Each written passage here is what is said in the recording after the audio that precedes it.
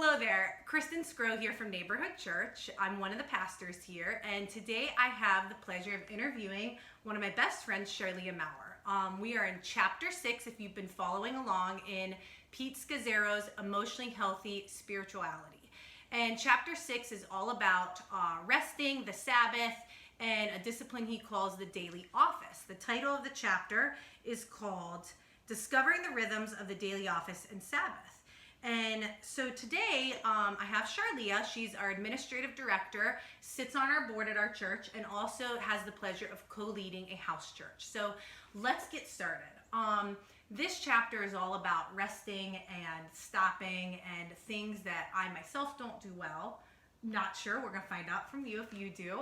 And I don't think society stops well either. Mm-hmm. So to get our viewers acquainted with this discipline he calls quiet time, I'm going to read what Pete would describe as this daily office.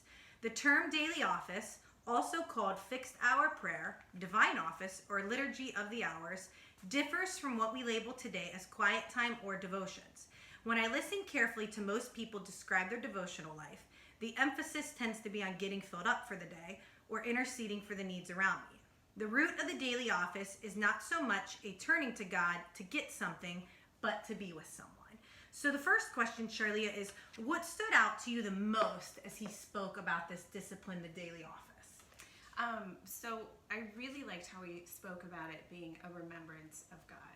So instead of me worrying about how much time I spend with him or even how often I spend that time with him, but just simplified the purpose, the idea that I need to really, the place I need to get myself to is being with him. That's good. That's great. So what you're saying is it's all about being with God and not focusing on the length, that it's about being with someone. I like that. I feel like that gives flexibility to how you perform this daily office discipline. Yeah, I don't always have 30 minutes or even an hour every day. And although one would argue that I do, and that is the struggle. That's the struggle that we live. And so just remembering that at any point I can call him in. Yes, that's great. I struggle with the same thing, so I can definitely relate to that, and I'm sure our viewers do, because we've always learned that you got to spend 30 minutes. 30 minutes seems to be the key hour that we've, half hour we've heard about. Okay, great. What is one way that you're seeing this played out in your life currently? So the title of it, having the word rhythm in it, for the longest time I thought that I needed to have balance. And right now I am just in a season where I feel like everything is coming at me so fast. And so the idea of having a rhythm, we're moving, I have a baby, I'm still working, we're homeschooling, for those of you online teachers. Just little stuff. Or online learners. Yeah, so, it's not about the balance, which I feel like we falsely penalize ourselves for not having a good balance. But it's really just having a better rhythm and identifying my need for him, and that time is birthed out of that. I like that. I like how you're saying the rhythm over the length of time, because you can turn to him 60 times a day. You might just not be there with him for 30 minutes a pop every single time you go. That's great. Thanks for sharing that.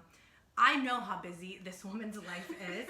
You're homeschooling in a pandemic, like a lot of the other people in the world. She's just moved into a house. You have a lot of roles and different hats you're wearing for the church and for your family. So you have quite the busy life.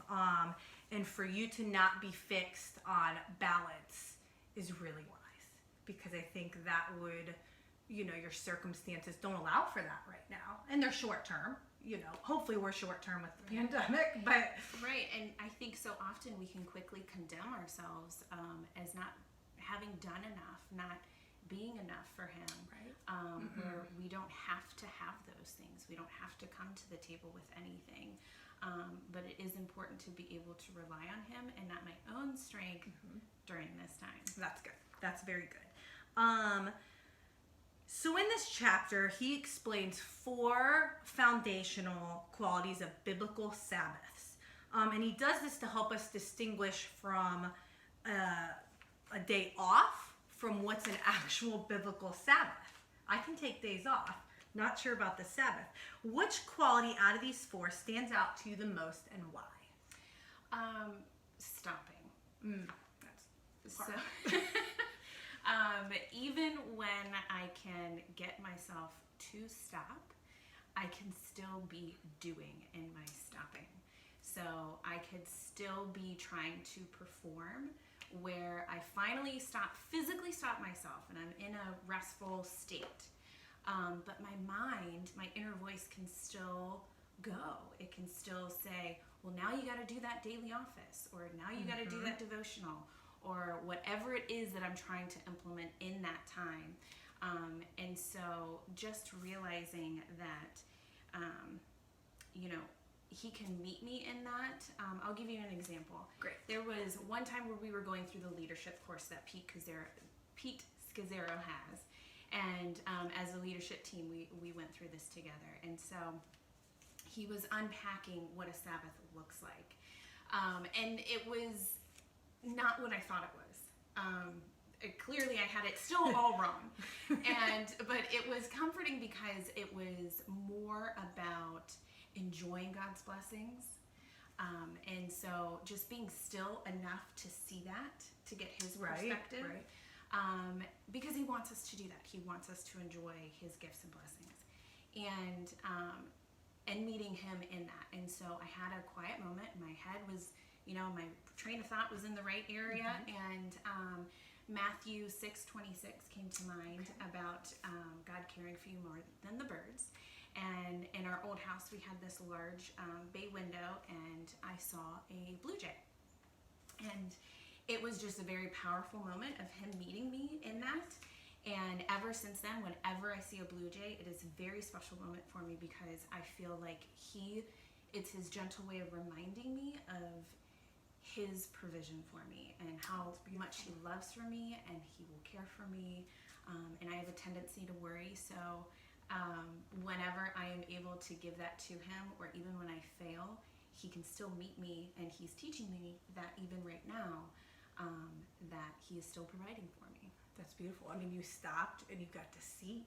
Whereas if you were constantly doing, you would have missed that blue jay. Absolutely. And I think there's a lot of blue jays out there for all of us, whether it's a blue jay or something else that he brings to you as you're having that, just even if it's a quick moment of stopping to remember that he's ever present. So that's great. Sure. So let's talk about, you're realizing, there's this hamster wheel to life that we all realize we're all on, and you could never stop. We could keep going on this hamster wheel. So when it comes to Jesus and practicing these disciplines, what have you found, maybe just present day to let our viewers know, or maybe just a little bit in the past, what have you found helps you get off of this hamster wheel?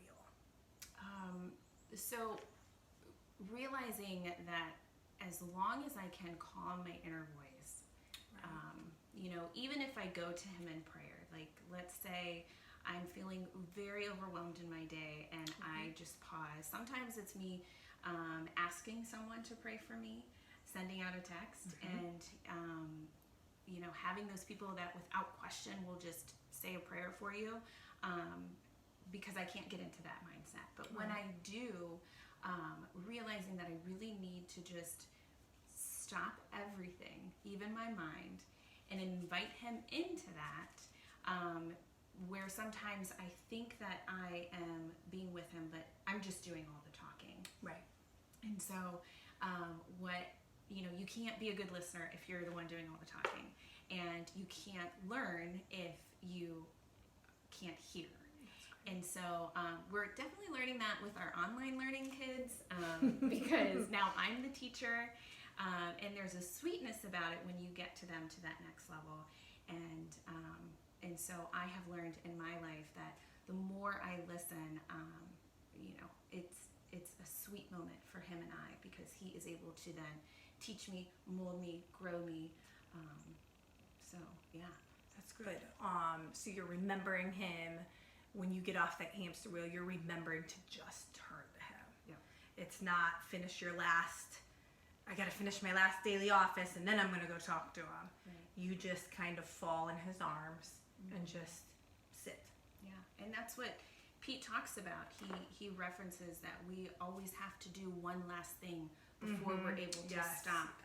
And sometimes I think that I need to create this beautiful moment of me sitting by this window and being completely comfortable and having my book.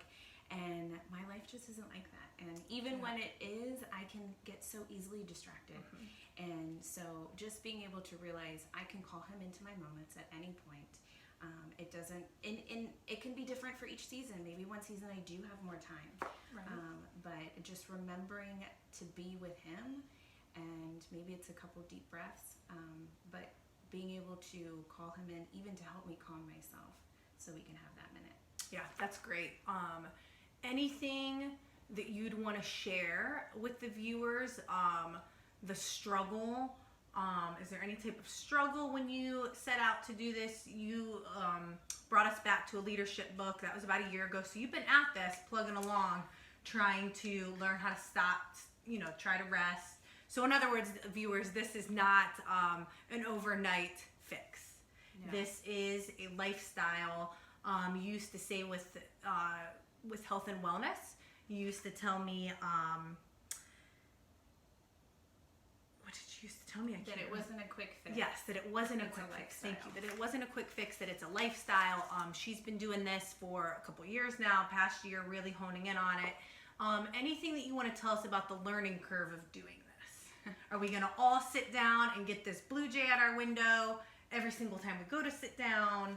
No, I think the biggest thing is giving yourself grace. So many times we can put our faith and our actions in our faith life journey in a box. Right. And it has to be, you're better if you spend this amount of time with him, structured time. Yes. And sometimes you're in a season where life isn't structured. And so just understanding you don't have to be going through a devotional. You do not have to be going through, a specific course or guideline. That he just wants you. That's great. And he is able to also teach you. I gave an example to my daughter about her seeing something that she's in 4th grade now, seeing something she did when she was in 1st grade. Okay. And she laughed about it, and she said, "Yeah, it was so silly what I did." And I clarified that it wasn't just her that got herself to that point. It was the teachers that helped mold her along the way. That's great. And so I think we just need to recognize that he will meet us there. We need to give ourselves grace in what that's going to look like, but he can meet us in any given moment. I like that. I like how you say give yourself grace, what that would look like. You think it's fair to say he's meeting us there, and sometimes we don't even recognize. Absolutely. Because we're looking for a certain, I know for myself, I'm looking for a certain emotion or feeling to pop up. He's still present, even if I'm not feeling that. Yeah. And so I really, I can put him in a box for how he can relate back and forth with me. Great. I'm trying to think of any other questions I might have. Any other type of examples since you started this? In this crazy lifestyle right now, moving, doing church work, any other examples that would help our viewers grasp what this lesson, what this chapter is really about? I think for me, what I'm learning in this is that my life doesn't need to go 100 miles per hour.